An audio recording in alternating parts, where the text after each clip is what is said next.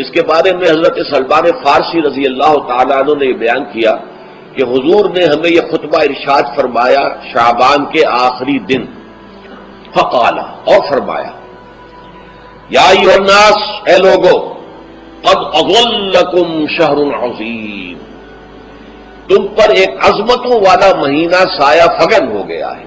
ظل کہتے ہیں سائے کو، اظلکم تم پر سایہ فگن ہو گیا ہے، ایک بہت عظمتوں والا مہینہ۔ اب دیکھیں یہ وہی ہے بات جو انگریزی کے محاورے میں ہے کہ coming events cast their shadows before, آنے والے واقعات کا ایک سایہ سا پہلے سے پڑ جاتا ہے۔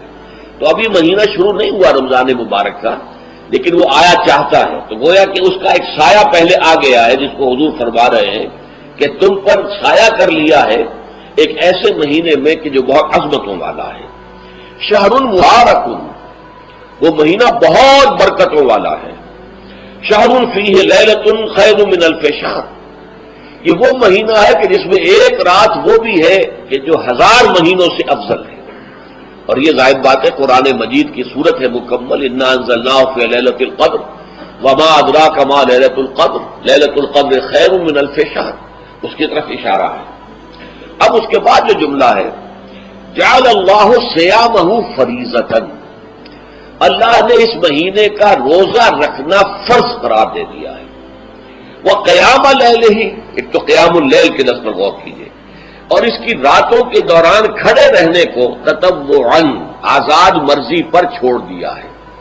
کتب علیکم الصیام کما کتب علی الذین من قبلکم لعلکم تتقون، تاکہ تمہارے اندر تقوی پیدا ہو جائے۔ اب یہ ہے حکمت صوم کی پہلی آیت۔ تقوی کسے کہتے ہیں؟ بچنا۔ کس چیز سے بچنا؟ اللہ نے جو چیزیں حرام کی ان سے بچنا، اللہ کے احکام کو توڑنے سے بچنا۔ جب رمضان کا مہینہ وہ ہے کہ جس میں قرآن نازل کیا گیا، اب جو شخص بھی اس مہینے کو پائے اس پر لازم ہے کہ اس کے روزے رکھے۔ ہاں، من کان مریضا او علی سفر، جو شخص ہو مریض، بیمار ہو یا سفر پر ہو، فعدۃ من ایام اخر، تو وہ تعداد پوری کر لے دوسرے دنوں میں۔ یرید اللہ بکم اليسر ولا یرید بکم العسر، اللہ تمہارے ساتھ آسانی چاہتا ہے، سختی نہیں چاہتا۔ اچھا، روزے کا اس سے تعلق کیا ہے یہ سمجھ لیجیے۔ دیکھیے، ہمارے گناہوں کا سب سے بڑا سبب ہے ہمارے نفسانی تقاضے ہیں۔ ہم ایک حیوان بھی ہیں، اور حیوان سے بڑھ کر بھی کچھ ہے، وہ میں بعد میں عرض کروں گا، لیکن حیوان تو ہے۔ جیسے ہر حیوان کو کچھ خوراک کی ضرورت ہے، ہمیں بھی ضرورت ہے۔ ہر حیوان کو بقائے نسل کا معاملہ جنسی ہے، وہ ہمارا بھی ہے۔ ہر حیوان کو کوئی نہ کوئی سر چھپانے کی جگہ چاہیے، کوئی گھونسلہ ہو، کوئی کھو ہو، کوئی بل ہو، کچھ بھی ہو، کچھ تو چاہیے آتے۔ اسی طریقے سے ہمارے سارے تقاضے ہیں۔ حیوانات کو بھی آرام چاہیے، ہمیں بھی آرام چاہیے۔ یہ حیوانی تقاضے جو ہیں، جن کو ہم کہیں گے اینیمل انسٹنکٹس، ہمارے وجود کے اندر ہیں یہ، اور ان کا تقاضا ہمارے اندر سے ابھرتا ہے۔ یہ جو کیفیت انسان کی ہے، اس کے لیے ایک مشق جو ہے وہ روزہ فراہم کرتا ہے۔ روزے کے آپ نے 12، 13، 14 گھنٹے کا بھی روزہ ہوتا ہے، بعض جگہوں پر 16، 17 گھنٹے کا روزہ ہوتا ہے۔ اس عرصے میں آپ اپنے نفس کو حلال چیزوں سے بھی روکے رکھتے ہیں۔ اس منہ گھوڑے کو جو ہے آپ اس کی لگام کس کر رکھتے ہیں کہ حلال بھی نہیں کھانے دے رہے۔ یہ پابندیاں نفس کے اوپر لگانا، یہ ایک مشق ہے، یہ ایک ریاضت ہے۔ اس ریاضت کا حاصل یہ ہونا چاہیے کہ انسان بقیہ 11 مہینوں میں اپنے آپ کو حرام سے تو بچائے نا۔ یہاں وہ حلال سے رکا ہوا ہے اللہ کے حکم سے، کہ حلال چیز بھی نہیں کھا رہا، دن بھر نہیں پی رہا، دن بھر نہیں اپنی کوئی شہوت پوری کر رہا، دن بھر حلال ذرائع سے بھی، تو اس سے اس کے اندر یہ ایک، اس کو ہم کہیں گے سیلف کنٹرول پیدا ہو جائے، اپنے نفس کو قابو میں کر لے۔ یہ گویا کہ اس کا سب سے پہلا اس روزے کی ریاضت، روزے کی مشق کے حوالے سے یہ اس کی حکمت ہوئی کہ اس سے کے ذریعے سے انسان میں سیلف کنٹرول پیدا ہونا، ضبط نفس۔ شہر رمضان الذی انزل فیہ القرآن ھدی للناس وبینات من الھدی والفرقان، یہ قرآن کیا ہے، کیا بنا کر نازل کیا گیا؟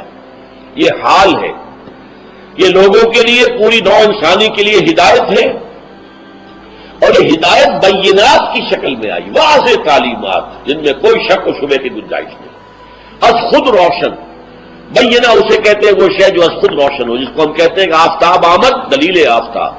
جب سورج طلوع ہو گیا تو اپنے وجود پر وہ خود دلیل ہے، اسے کسی اور دلیل سے ثابت کرنے کی ضرورت نہیں ہے، از خود واضح۔ تو بینات من الہدیٰ، جو قرآن کی بنیادی ہدایت ہے وہ بینات پر مشتمل ہے، واضح چیز ہے، جو انسان کے لیے، اس کی فطرت کے لیے جانی پہچانی چیزیں ہیں۔ یہ کوئی باہر کی چیز نہیں آ رہی ہے، اس کے قلب کی گہرائیوں کے اندر یہ سب کچھ موجود ہے، اور اس کی گواہی اس کے قلب کی گہرائیوں سے نکلتی ہے۔ جہاں دیکھنا تقریر کی لذت کے جو اس نے کہا، میں نے یہ جانا کہ گویا یہی میرے دل میں ہے، اس نے تو میرے اپنی فطرت کی ترجمانی کی ہے۔ والفرقان، بینات من الہدیٰ والفرقان، یہ بینات کا اطلاق فرقان پر بھی ہو رہا ہے، حق و باطل کے اندر فرق کر دینے والی شے۔ بین صورت میں یہ حق ہے، یہ باطل ہے، یہ جائز ہے، یہ ناجائز ہے، یہ غلط ہے، یہ صحیح ہے۔ یہ ہے قرآن مجید کی عظمت کا بیان۔ ان رسول اللہ صلی اللہ علیہ وسلم قال، کہ اللہ کے رسول صلی اللہ علیہ وسلم نے فرمایا، الصیام والقرآن یشفعان للعبد، روزہ اور قرآن بندے کے حق میں شفاعت کریں گے۔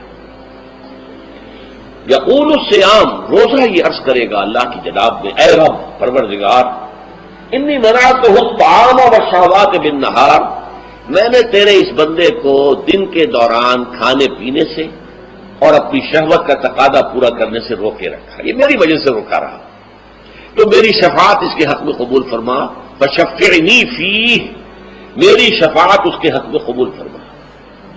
ویقول القرآن، قرآن کیا کہے گا، منعہ النوم باللیل، میں نے اسے رات کے وقت سونے سے، نیند سے روکے رکھا، فشفعنی فیہ، تو اس کے حق میں میری شفاعت قبول فرما۔